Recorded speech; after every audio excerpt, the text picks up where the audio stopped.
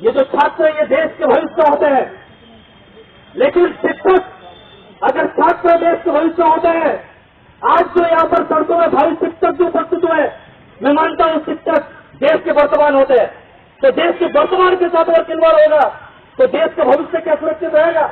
हम आज पूछना चाह रहे हैं, आज ये सवाल करने आए हैं, साथी ये चंद हजारों को लेकर का सवाल नहीं है, ये सवाल है हमारा हक का, ये सवाल है हमारा अधिकार का, ये सवाल है आजादी का, ये सवाल है लोकतंत्र का, ये सवाल है देश के वर्तमान और देश के भविष्य का। इस सवाल का जवाब लेकर के आज हम लोग जाएंगे साथियों। बहुत सारे लोग आप लोगों को ये बोल सकते हैं, दूसरे छात्र संगठन के लोग, जो लोग गुमराह किए हैं पहले भी, जो सड़क जाम करने से क्या होता, आंदोलन करने से क्या होता, रैली निकालने से क्या होता। बहुत पहले ही प्रेमचंद ने जवाब दिया है, जो ये रैली निकालना, ये प्रदर्शन करे, ये आम बात नहीं है। रैली निकालना, प्रदर्शन करना, सड़कों पर उतरना, ये बताता है जो हम जिंदा है, हम मरे नहीं है, हम झुके नहीं है, हम हारे नहीं है, हम आज भी एकदम सर उठा करके अपने हक का जो लड़ाई है ये हम लोग लड़ते हुए आएंगे। बहुत सारे लोग ये भी आप लोगों को बोल सकते हैं, जो छात्रों को राजनीति में शामिल नहीं होना चाहिए, इसका जवाब भी साथियों आप लोगों को जानना चाहिए। सुभाष चंद्र बोस क्या बोल रहे हैं, जो छात्रों ने जानम तपस, इस बात की दुहाई देकर के बहुत सारे लोग छात्रों नौजवानों को, शिक्षक को देश के काम से गुमराह करने का प्रयास करेंगे। लेकिन कभी भी ये जो पढ़ाई, ये कभी भी आपका तपस्या नहीं हो सकती। इससे कौन पदक हासिल हो सकता है, लेकिन इससे इंसानियत हासिल नहीं होगा। इसलिए समसामयिक गतिविधियों में भाग लेना अगर राजनीति है, सुभाष बोस बोल रहे सामाजिक दायित्व को पूरा करने का जिम्मेदारी उठाना अगर राजनीति है, तो छात्र, नौजवान और शिक्षकों को इसमें शामिल होने के अलावा दूसरा और कोई चारा नहीं है साथियों, दूसरा और कोई उपाय नहीं है। ये भी हम लोग बताना चाह रहे हैं साथियों। अंत में और एक बात हम बोलना चाहेंगे, आप सभी जानते हैं जो कितने मशक्कत के बाद हम लोग ये उम्मीद लेकर के यहाँ पर आए थे, पूर्व सूचना मिलने के बावजूद भी यहाँ पर हम लोग मुख्यमंत्री को पूर्ण सूचना हम लोग दिए थे, जो झारखंड के कोने कोने से देश के भावी जो शिक्षक आपसे मिलने के लिए, आपसे बात करने के लिए आएंगे। लेकिन बड़ी दुर्भाग्य की बात है, शर्म की बात है, जो आज हम लोग से मिलने के लिए, हम लोगों का बात को फेस करने के लिए, हमारा सवालों को जवाब देने के लिए आज उनके पास हिम्मत नहीं था, बोल के आज वो उपस्थित नहीं है। इसीलिए उनके मंत्रालय से, उनके सचिव से हम लोग का बातचीत हुआ, उनके सचिव के ऊपर हम लोग दबाव दिए हैं, और सचिव मंत्रालय जो आपका कल्याण मंत्रालय है, प्रोजेक्ट भवन में कल्याण मंत्रालय से बातचीत हुआ है, और कल्याण मंत्रालय में हम लोग को 5 बजे का अपॉइंटमेंट हम लोग को दिया गया साथियों। इसीलिए आज जो हम लोग यहाँ पर जो मुख्यमंत्री आवास घेरने के लिए आए हैं, वो मिलने से जो हम लोग के लिए जो आज ठहर नहीं पाए, आज हम लोग तुरंत इसके बाद ही हम लोग प्रोजेक्ट भवन हम लोग जाएंगे।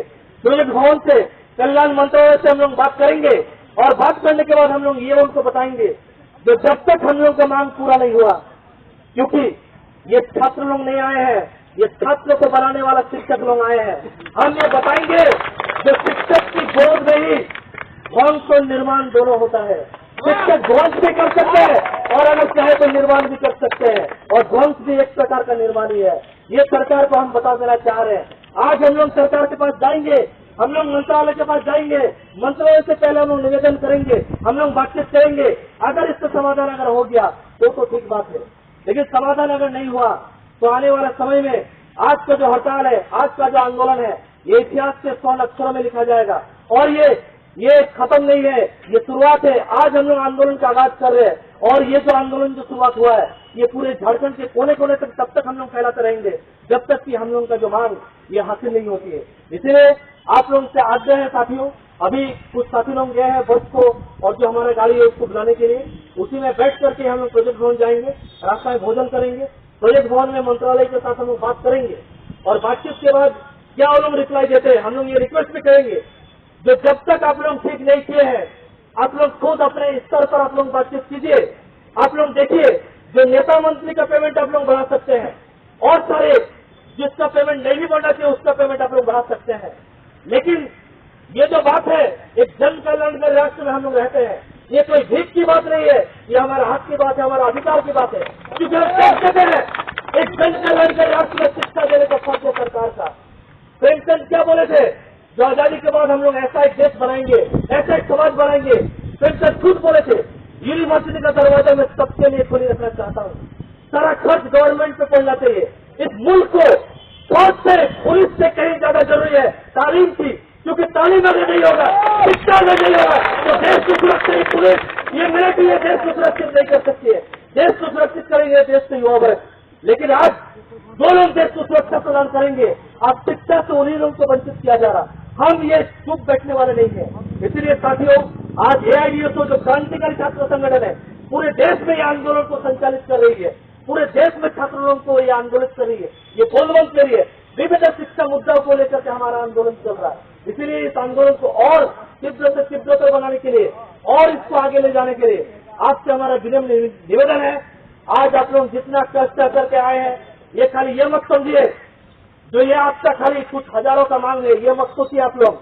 मेरे पूर्व साथी ने बोल करके किया है, जो हमारा मांग हो सकता है इस बार हासिल ना भी हो, लेकिन भावी पीढ़ी के लिए, सामने वाला पीढ़ी के लिए आज जो हम लोग जो विरोध जो दर्ज करा करके गए, पहली बार झारखंड की भूमि पर इस तरह का बीएड के बच्चे लोग स्टाइपेंड की मांग को लेकर के सड़कों में उतरे हैं।